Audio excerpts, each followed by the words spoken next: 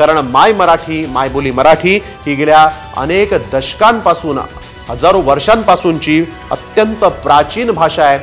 साहित्य किती श्रेष्ठ होतं आपल्या भाषेचं हे देखील आपण या आधी पाहिलेलं आहे। आणि आज जी भाषा आपण बोलतोय, जी भाषा तुम्ही ऐकताय, तीच भाषा अभिजात भाषा झालेली आहे। त्यामुळे या आधी देशामध्ये 6 भाषांना अभिजात भाषेचा दर्जा मिळाला आहे।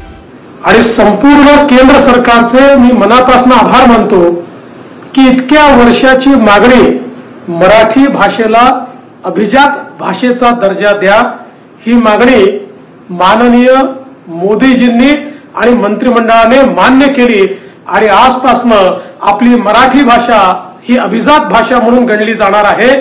हा स्वर्ण अक्षरांनी लिहिण्याचा दिवस आहे।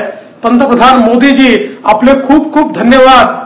महाराष्ट्र सरकारने, मी मुख्यमंत्री असताना आणि आता देखील माननीय एकनाथराव शिंदेजींच्या नेतृत्वात सातत्याने पाठपुरावा केला, प्रयत्न केला, पुरावे दिले आणि आज हे सगळे पुरावे मान्य होत मराठी भाषा ही अभिजात भाषा झाली आहे।